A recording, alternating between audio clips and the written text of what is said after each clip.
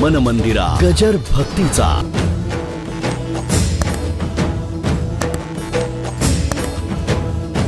तुमच्या करता सुख करता असेल, पण आम्हा बायकांच्या करता त्रासच. हे मी माझा अनुभव सांगतोय बरं का. या अशी कितीतरी घराणी बघितली मी. अहो एक बाई तर मी एकाकडे गेलो, अक्षरशः म्हणजे फार दिवसाची गोष्ट आहे. आता तर काही कुठे जाणं येणं नाहीच आहे, पण जवळजवळ माझ्या विषयीतली, पण लक्षात राहिली माझी ती. ते लॅमिंग्टन रोडला त्यांचं घर होतं आणि आम्हाला आता आप्पा महाराज होते त्यावेळेला आमचे. जा रे चिमण्या, ते चिमण्या म्हणायचे कौतुकाने. जा रे म्हणे बाबा जा, ते बोलवते एवढे जा. आम्ही गेलो. गेल्यावर ते सांगायला सुरुवात केली.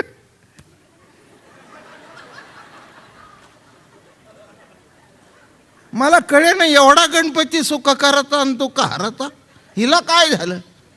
मेले म्हणले ते 16 ओळ करून सगळ्यात, आणि 5 जण भाऊ, वेल टू डू.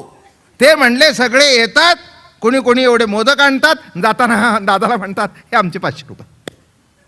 म्हणजे काय चाळीतला गणपती आहे का वर्गणी द्यायला. माझं म्हणणं कळलं का.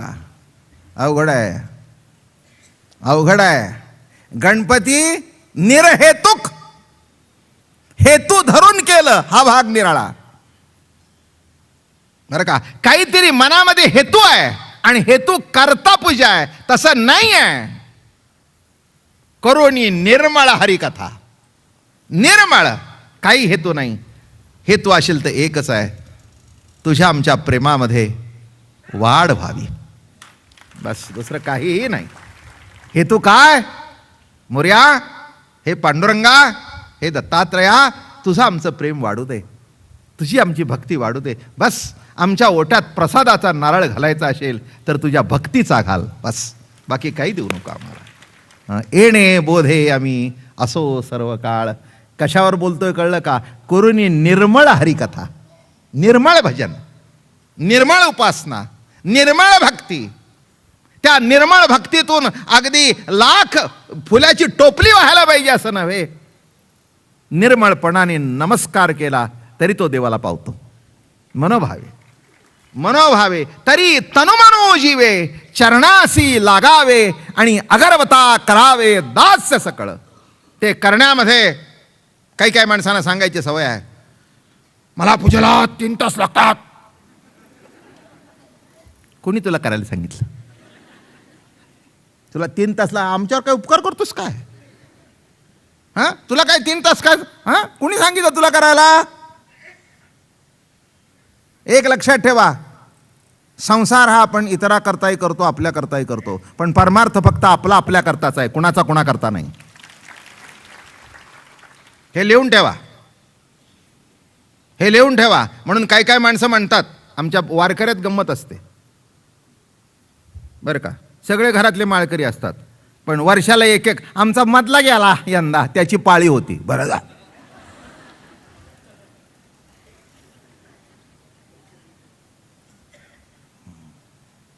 हां. मग त्याला विचारलं, आता तू सुद्धा पुढच्या वर्षी जेवणार का. माझं बोलणं समजून घ्या. जेवण जसं आपलं आपल्या करता, तसं आपली उपासना आपण आपल्या करता करावी, कुणाकरता करू नये. कारण का, त्याचं फळ शेवटी तुमचं तुम्हाला मिळणार आहे, नाही का. वडिलांनी केलं म्हणजे मुलांनी करू नये, किंवा मुलांनी केलं नाही म्हणून. काही काही माणसं ती इतकी सुज्ञ आहेत, आता काही वाचायचं तसं शिल्लकच नाही आहे. शेवटची जो आहे तिला घालताना वाचेन काय. काही काय असं माणसं मला फार महत्त्वाने सांगतात, आमचं जे घरातलं देवाचं आहे ना, ते सगळे आमची बायको करते. लाज वाटते जीवाला. उद्या जर देव म्हणला तुझी बायको करते म्हणून तिलाच उठवतो, तू जा झोपून तसाच. लक्षात ठेवा, परमार्थ करत असताना आपला परमार्थ आपण करावा, आपलं भजन आपण करावं, आपलं नामस्मरण आपण करावा, आपला हरिपाठ आपण म्हणावा, आपली वारी आपण करावी, आपलं जेवण आपण करावं. आपलं जेवण आपण केलं म्हणजे आपलं पोट भरतं. शेजारचा जेवला म्हणजे आपलं पोट भरत नाही. तसं आपली पूजा केल्यानंतर एक लक्षात ठेवा, महत्त्वाचं सांगतो, अजून एक पूज्याचा अर्थ सांगतो. पूजा करता करता आपण पूज्य व्हावं, आणि ज्या क्षणाला आपण पूज्य होतो तिथे देव उरतो. पूज्य खलास, आपण काय झालो? आपलं अस्तित्व, आपलं कर्तृत्व, आपलं ज्ञातृत्व, आपलं भोक्तृत्व, आपलं जीवन सगळं त्याच्यापायी पूज्य झालं. आणि आपण ज्या क्षणाला पूज्य झालो तिथे तोच उरला. आणि म्हणून या ठिकाणी प्रवचन करत करत करत करत येणे बोधे पुष्कळ सांगेन याच्यावर, पण आता आज संपायचंच आहे, त्याला इलाज नाही आहे बरं का. हां, प्रमेय प्रमाल सुप्रभ द्वैता द्वैत तेची निकुंभ सरिसेपणे एकवटत इभमस्तकावरी. श्रुती स्मृती पुराणादी ग्रंथातून प्रतिपादले सिद्धांतरूपी पोवळ्यांची सुंदर माळ हे द्वैताद्वैत. हीच गणेशाची 2 गंडस्थळे त्याच्यावर ठेवलेली. द्वैताद्वैत गंडस्थळे इथे आहेत ना, असं दिसतं ना उंचवटे, हे काय आहेत? गंडस्थळ आहेत. त्याचं नाव काय दिलंय महाराजांनी? त्याच्यावर सुंदर पोवळी घातलेली आहे, पोवळ्याची माळ आहे. त्याचं नाव काय दिलंय? एक द्वैत आणि एक अद्वैत. हे परमार्थातले भाग आहेत आणि जीवनातले भाग आहेत. एक द्वैत असतं, एक अद्वैत असतं. कसं असतं जीवनाचा भाग? एक द्वैत आहे, एक अद्वैत आहे. द्वैत म्हणजे जे एक नाही ते 2. बोलणं कळलं? जिथे 2 आहे, व्याख्या कशी आहे? हां, 2 प्रकार आणि जे युक्त आहे ते द्वैत. मग आता इथे अद्वैत श्रेष्ठ का द्वैत श्रेष्ठ? इथे दोन्हीही हे म्हटलंय, म्हणजे दोन्ही श्रेष्ठ नाही का? आणि दोन्ही उंचवटे बरोबर आहेत असं आहे का? एक लहान आणि एक वर. मग जो वर आहे तो अद्वैताचा आणि खाली आहे तो द्वैताचा, असं म्हटलंय का? नाही. माझं म्हणणं नीट लक्षात घ्या. गंडस्थळाची लेवल कशी आहे? अशी आहे. म्हणजे द्वैतीही गंडस्थळ, अद्वैतीही गंडस्थळ. मग याच्यातला अद्वैत श्रेष्ठ का द्वैत श्रेष्ठ?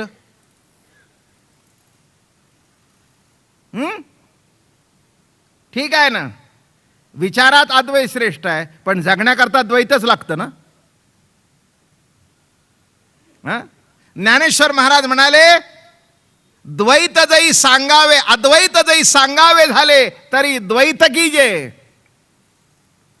अद्वैत जेव्हा सांगितलं जातं तेव्हा ते द्वैत केल्याशिवाय अद्वैत सांगता येत नाही. हे मूळ मुद्दा लक्षात ठेवा. एक सांगू का? हे जगत निर्माण होण्याच्या पूर्वी सगळं अद्वैत होतं. इथे द्वैत काहीच नव्हतं, सगळं अद्वैत होतं. सगळाच प्रभू होता, काही प्रश्न शिल्लक राहिले नव्हते. पण काय घडलं? अद्वैत असताना काय घडलं? एकलयन कंठवे म्हणून या येणी केली निर्माण 14 ही भुवने. चंद्र सूर्य तारांगणे भूत भौतिके भिन्न भिन्न हो. सगळं विश्व मांडलं, द्वैत निर्माण केलं. सामान्य माणसं द्वैताकडे बघतात, द्वैताला उपाधी म्हणतात, द्वैताला माया म्हणतात. ज्ञानेश्वर महाराज म्हणाले, हे द्वैत नसून अद्वैताचा विलास आहे.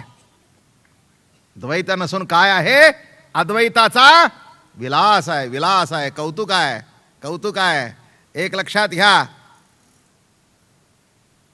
पुन्हा केव्हा तरी जेव्हा अमृतानुभव सांगेन तेव्हा जरूर सांगेन तुम्हाला हा विषय. पण भाग असा आहे, अद्वैत आणि द्वैत. मजा ते जेवढं द्वैत जास्ती तेवढं अद्वैत चांगलं भोगता येतं. कसं सांगतो? एकाने जेवायला बोलवत होता, काही महिने, वर्षानुवर्ष. एकदा केव्हा तरी जेवणाला जायचा योग आला. जेवणाला जायचा योग आला आणि मग त्याने काय ठेवलं? साधं वरण, मेथीची भाजी,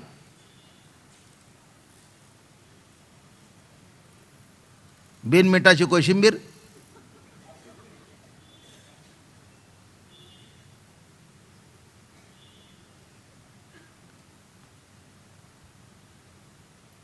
बायकोने विचारलं, अहो तुमच्या मित्राने तुम्हाला जेवायला बोलवलं, काय केलं होतं?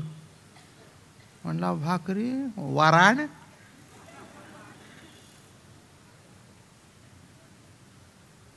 मेथीची भाजी. हां, याला काही जेवण म्हणतात? याला काही जेवण म्हणतात? माझं बोलणं कळलंय का? याला काही जेवण म्हणतात? हां, हा मी तरी चांगली भाकरी करते, कशाला तिकडे जायचं होतं, आपल्याकडे काही नव्हतं होय.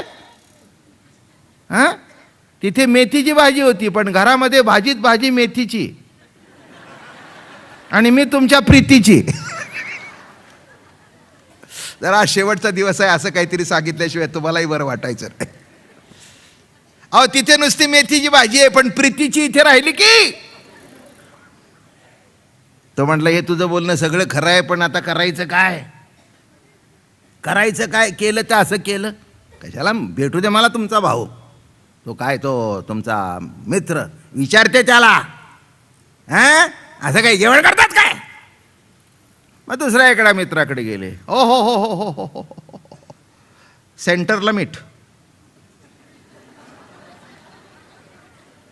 मग इथे कैरीचं लोणचं, इथे लिंबाचं लोणचं, इथे हिरवी चटणी बरं का, इथे रायतं, तळलेले पापड, तळलेल्या कुरड्या, सांडगे, तळलेली मिरची. मी अजून डाव्या बाजूला आहे, उजव्या बाजूला आलेलो नाही. अजून उजव्या बाजूकडे आलेलो नाही. उजव्या बाजूला चांगली बटाट्याची सुकी भाजी, मटारची उसळ, भरलेलं वांग, आलं का लक्षात. हो, सुंदर सुंदर कोशिंबिऱ्या, अजून काय तुम्हाला सांगू, ओ हो हो हो हो हो हो हो हो हो, डाळिंब्या, काय इथे मध्ये मोदक, मोदकाचा प्रसाद वाटूनच संपायचं नाही का. चुकलंच आपलं, आज आपण या सगळ्यांना मोदक करून आणायला सांगायला पाहिजे होतं. प्रत्येकाने 5-5 वाटले असते ना, तर जाताना प्रत्येकाच्या हातात येते की मोदक. उद्या करून आणता का, सगळेजण आणता का मोदक. हां चला चला चला, खाला ठरलं. अहो आनंदच भोगायचा आहे. लाह्या आणत असा मोदकी आणा, तिथे ठेवा आणि सगळ्यांना वाटून टाकू आपण उद्या. गणपती सांगितला म्हणून वेदांत तो महारसू, भक्तिप्रेम तो महारसू. हे उत्स्फूर्त इथे सुचलं म्हणून सांगितलं, काय अवघड नाही आहे, फार सुंदर आनंद त्याच्यामधून लुटावा. अहो काय आहे, शेवटी ह्या ज्ञानेश्वरीच्या गणपती पुढे हे मोदक ठेवले म्हणजे त्या ज्ञानेश्वरीतून जो प्रसाद मिळेल तो अलौकिकच होऊन जाईल, अलौकिकच होऊन जाईल. मग आता मला सांगा, असं जेवण केलं मग मसाले भात काय, पुलाव काय, आळूची वडी काय, हो हो हो हो हो हो हो हो हो ओ हो हो हो हो,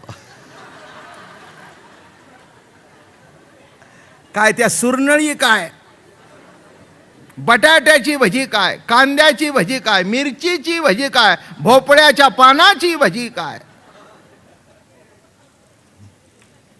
घरी गेल्यानंतर बायकोने विचारलं काय जेवण, बाई विचारू नकोस म्हटला, काय जेवण. हा हा हा हा हा, लक्षात आलं का. नुसतं 1-2 प्रकार होते तर जेवण केलं पण बरोबर नाही. जेवढे विविध प्रकार तेवढं जेवण सुंदर. तसं विविध रूपाने जेवढा प्रभूचं द्वैत दिसेल, त्या द्वैतातून त्या सर्वांना एकच शब्द आहे, जेवण. हा, विविध रूपाने नटलेलं जे जग आहे त्या विविध रूपातून एकच जेवण. असं आहे का जेवल्यानंतर म्हणतो भजी खाली, नाही नाही, तृप्त झालं, समाधान, गोविंदराव मार डाला.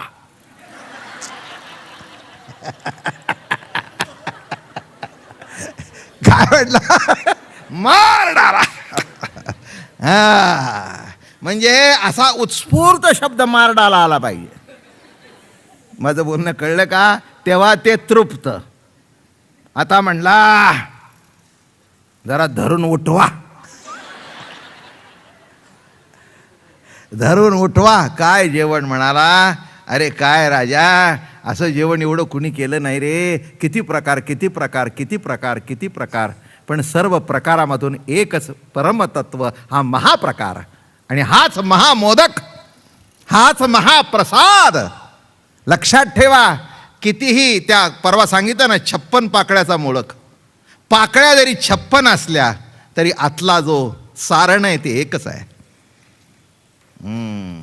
आतलं सारण आहे ते एकच आहे. तसं विविध प्रकारची माणसं जरी असली, विविध रूपाची असली, विविध कुळातली असली, तरी प्रत्येकातलं ईश्वरी तत्वाचं सारण तेच आहे. म्हणून इथे द्वैतही पाहिजे आणि अद्वैतही पाहिजे, आणि दोघंही कसे आहेत? इथे कोणी कमी म्हणायची काही गरज. अद्वैत तई सांगावे झाले तई द्वैत कीजे. म्हणून गुरु शिष्य नातं द्वैतच आहे ना, आणि ते दोन असल्याशिवाय सांगता येत नाही.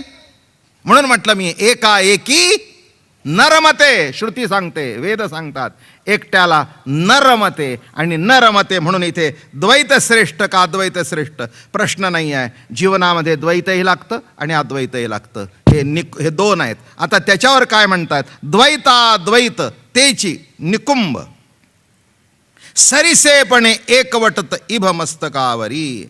गजाच्या मस्तकावर सारखेपणाने, पुन्हा शब्द तेथे तोच वापरला आहे, द्वैताद्वैत सारखेपणाने शोभत आहेत. उपरी दशोपनिषदे जे उदारे. हे द्वैताद्वैत विषय फार मोठा आहे. एक समारोप म्हणून मी तुम्हाला त्यातला महत्त्वाचा भाग सांगितला. असं म्हणू नका की द्वैत श्रेष्ठ का अद्वैत श्रेष्ठ. या जगामध्ये तसं तत्त्वज्ञान सांगताना वेदांत हा अद्वैत आहे आणि बाकीचे सगळे द्वैती आहेत. बाकीचे सगळे दर्शनकार आहेत ना. पूर्वमीमांसा आणि उत्तर मीमांसा.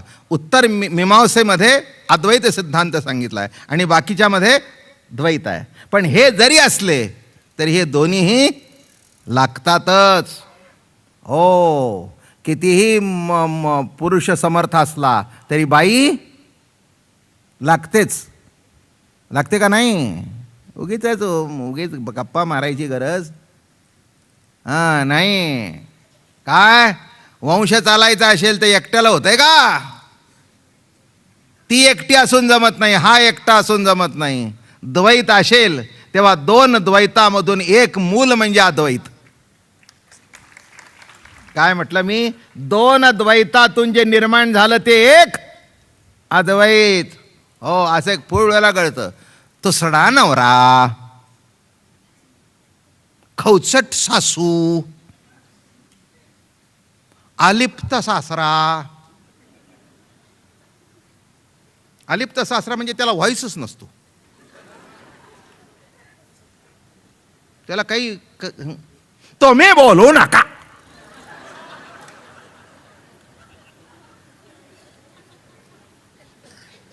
तिचा वरचा शेड जे लागला की मी कुठे काय म्हटलं. म्हणून पुष्कळशी माणसं मी बघितली, गावात वाघ पण घरी आला की म्याव.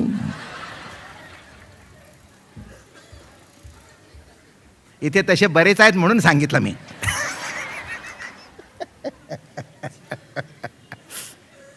असंच आहे, जगाची वस्तुस्थिती अशी आहे. पण लक्षात ठेवा, पण असं जरी असलं की नाही, कितीही त्या बाईला त्रास असला पण एका वर्षात मुलगा झाला ना, असा झाला तुम्हाला सांगू. कलास. जी सासू म्हणत होती लवकर उठ, ती म्हणायची निजून राहा, बाळाला दूध वाढायचंय, निजून राहा. मी बघती, अगं बया बया म्हटलं, एवढं तुला प्याराम केव्हा आलं? एक वर्षापर्यंत अशी जाता जाता टांगण्याने असं करतोस एवढं प्याराम. कारण ते मूल म्हणजे सगळ्या घरातल्या द्वैतातलं जन्माला आलेलं एक अद्वैत आहे. अद्वैत आहे. लक्षात ठेवा. आता हे पाहिजे का नको? मग दोन पाहिजे का नको? एक पाहिजे का नको? मग एक श्रेष्ठ का दोन श्रेष्ठ? मग दोन श्रेष्ठ का एक श्रेष्ठ? दोन्हीही समान. म्हणून इथे अमक श्रेष्ठ का श्रेष्ठ असा प्रश्न आहे. उपरी दशोपनिषदे जे उदारे ज्ञान मकरंदे ते कुसुमी मुगुटी सुगंधे शोभती बली. मग जिथे दशोपनिषद ज्ञान मकरंदे उदारे म्हणजे दशोपनिषद ही ज्ञानरूपी मद देण्याचे उदार आहेत. उपनिषदातून ज्ञानाचा मद मिळतो. इथून गंडस्थळातून काय बाहेर पडतो तर मद. मद उपरी ती सुगंधे कुसुमे उपरी मुगुटी भली. मग तिथे काय शोभतात? अशी फुलं बिलं घातलेली शोभतात, किंवा पोवळ्याची माळ म्हणा, अशी जी सुंदर फुलं घातलेली आहेत. सुमन, तिथे काय शब्द वापरला? सुगंधी कुसुमे, म्हणजे सुमने. त्याच्यावर काय घातलेलं आहे? असं गंडस्थळ, ती पोळ्याची माळ, ती फुलांची माळ, बरं का. आणि ते घातल्यानंतर ते इतकं शोभायमान दिसतं. दशोपनिषद म्हणजे ईशावास्य, केन, कट, प्रश्न, मुंडुक, मौंडुक, तेतरीय, एतरीय, छांदोग्य आणि बृहदारण्य, हे 10 उपनिषद.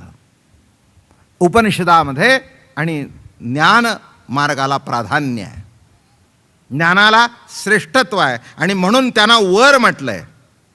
कशावर काय म्हटलंय? शेवटी दश उपरी दश उपनिषदे, हे सर्वावर द्वैत अद्वैत सुमने ही उपनिषदे, बरं का. शेवटी द्वैत आणि अद्वैत हे 2 विचार आहेत.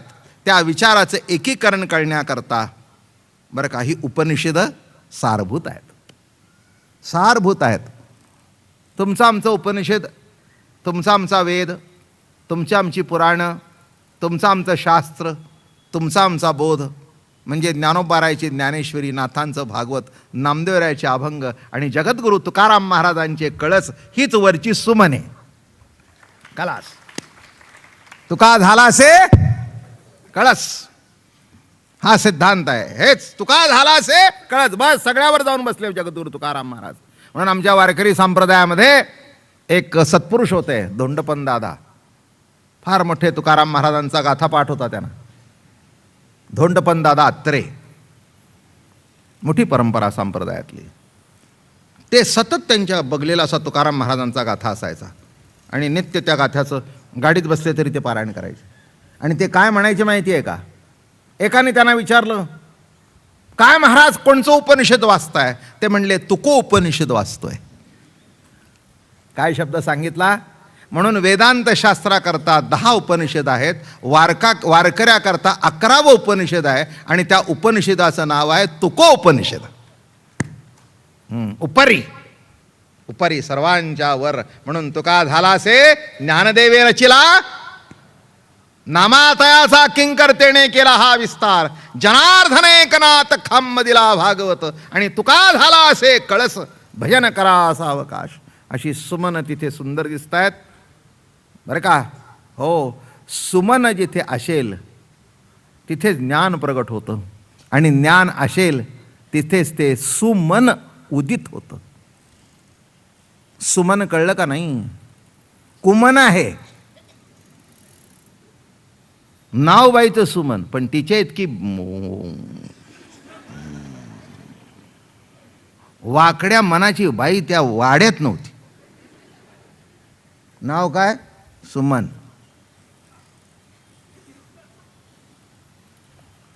इथे कोणीतरी दिसतंय बरं का, माणसं फटाफटा हसतात. तिला हाक मारली की नाही सुमन, ती वास्कन अंगावर. इथे असतीलच कोणीतरी सुमन, पण त्या तशा नसतील माझी खात्री आहे. म्हणून उगीच, नाहीतर शेवटच्या दिवशी उगीच कशा करता मी माझ्या अंगावर भांडण ओढवून घेऊ. इतक्या दिवस विचारी 29 दिवस सुमन आली आणि आज तिला कुमन ठरवू आहे. ज्या अर्थी 29 दिवस आली आहे तशी ह्या सगळ्या ज्या आहेत ना त्या सगळ्या सुमनच आहेत. काय इथे आमच्याकडे कोणी कुमन नाही आहे. आणि एवढा गणपतीचा प्रसाद ग्रहण केल्यानंतर आमचं कुमन कुठे गेलं? सर्व इथे. अहो, एकच बाई ती सुमन नाही, तुमच्या आमच्या सकट सगळे सुमन झाले, सुमनाचे झाले. तुमच्या आमच्या मन कसं झालं? सुंदर मन झालं. सुंदर मन झालं म्हणजे काय झालं माहिती आहे का? ज्ञानेश्वर महाराज म्हणतायत, मन हे राम झाले, मन हे राम झाले. मन काय झालं आता? राम झालं. मन राम रूप झालं, मन पांडुरंग रूप झालं, मन गजानन रूप झालं.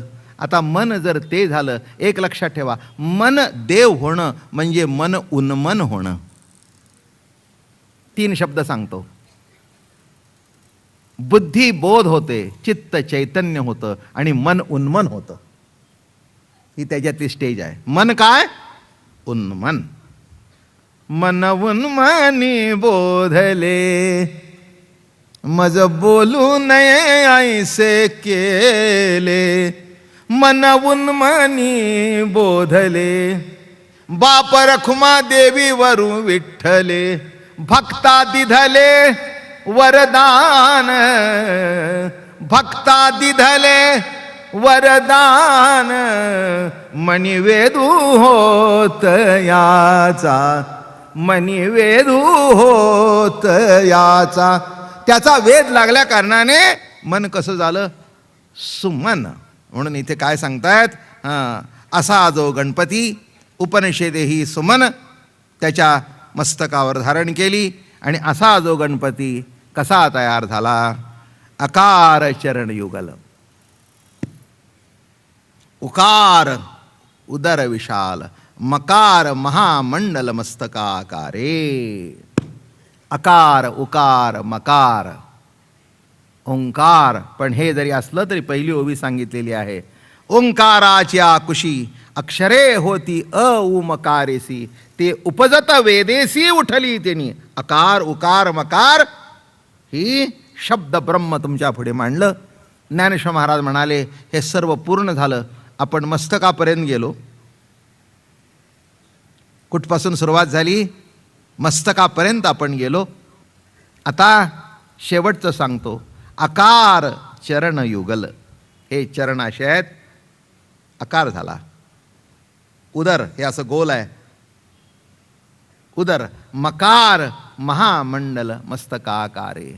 ज्ञानेश्वर महाराज म्हणाले आता हे तिन्ही एकवटले, ते त शब्द ब्रह्म कवळले, ते मिया श्री गुरुकृपा नमिले आदी बीज. श्री गुरुच्या कृपेने मी हे तुम्हाला सांगू शकलो. हो, मीही तुम्हाला सद्गुरूच्या कृपेने ते सांगू शकलो. माझंही काही सामर्थ्य नव्हतं.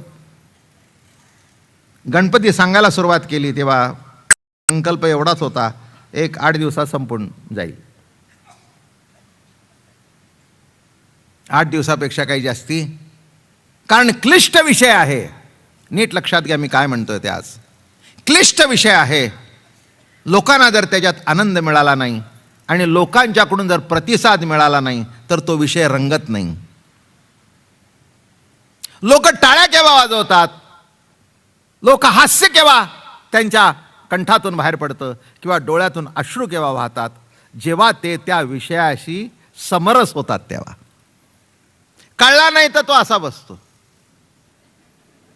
नाही तर मग असा करतो.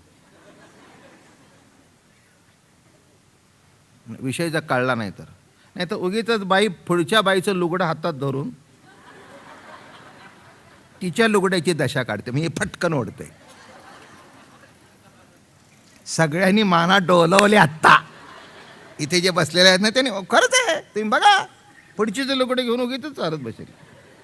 माझी खात्री आहे या महिन्यात एकीने बाईने लुगडं घेतलं नाही हातात, कारण आपण गणपतीचा पितांबर हातात परून वाट चोरून चाललंय. घेतील कसे? घेतील कसे? आपण गणपतीचं वर्णन करतोय, समाधान पावलं पाहिजे. कशा करता मी तुम्हाला सांगितलं की माझ्या मनातच मी म्हटलं 8 दिवस सांगू, पुढचा आपला कृष्ण सुरू करू राहिलेला. पण गणपती बाप्पा म्हणले तू घाबरतो कशाला, हम आहे ना. आता ओ हमारे साथ आहे तर असा अवघड गणपती, पण रोज हास्याचे असे फवारेच्या फवारे उडत आहेत. माणसं इतकी आनंदून गेली. नीट लक्षात घ्या, याचा अर्थ मला अजून एक कळला. गणपती नुसता सुख करता दुःख हरता नाही, तर गणपती हा आनंद मूर्ती सुद्धा आहे. गणपती हा कोण आहे? आनंद मूर्ती आहे. आणि मला असं वाटतं आनंदामध्ये सुख असू दे नाही तर दुःख असू दे, आनंद असला म्हणजे ते सुखही बरं वाटतं आणि ते दुःखही बरं वाटतं. कारण का आनंद हे भगवंताचं मूळ स्वरूप आहे, सच्चिदानंद. शब्द काय आहे? सच्चिदानंद. आनंद हे प्रभूचं स्वरूप आहे, ईश्वराचं स्वरूप आहे. आणि तो आनंद तुम्हाला मिळाला, मलाही मिळाला 100%. म्हणून अगदी रंगून रंगून एक विषय असं लक्षात ठेवा. इथे गणपती जरी एकटा असला तरी तो एकटा नाही. सगळं तुम्हाला रोजचा संसारातले दृष्टांत, बायका, मुलं, घर दार असे सगळे रंगून गेले. हा रंग त्या गजाननाचा आहे. नाचता आले गणपती. कसे आले गणपती? एरवी बसलेले असतात, पण पहिल्या दिवशी ओम नमो जी आज्ञा सुरू झाल्यापासून गणपती असे नाचता आले गणपती. ते म्हणले बाबा महाराज तू सांग, मी नाचतो, तुलाही नाचवतो आणि हे पुढे बसवले त्यांनाही नाचवतो. असा हा गणपती गजाननाच्या कृपेने तुम्हा सगळ्या जे इथे जमलेले आहेत भगवत भागवत त्यांच्या माझ्या मागे बळ होतं. माझ्या सद्गुरूच्या आशीर्वादाने त्या गणपतीच्या चरणावर नतमस्तक होऊ, त्याला प्रार्थना करू दे की हे गणपती राया, हे गजानना, आम्हाला काही कळत नाही, पण वेळोवेळी येऊन तू आमचं रक्षण कर. ही मोठी प्रार्थना आहे बरं का. ते सुख करता दुःखार्थ ह्या बाजूला सारून देऊ सगळं. एकच प्रार्थना जगात मला मोठी वाटते. सुख करतायस का दुःख करतायस मला माहिती नाहीस, पण मला काही कळत नाही, माझा सांभाळ कर, एवढंच कळलं.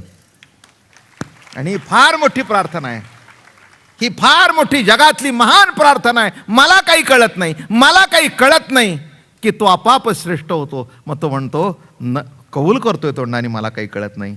आता याचं रक्षण मी नाही करणार तर कोण करणार. म्हणून अशा या गणपतीच्या चरणावर 29 दिवसाची नाही उद्याची सेवा त्याच्या चरणी अर्पण करून आजचं प्रवचन पूर्ण करतो. मन मंदिरा गजर भक्तीचा.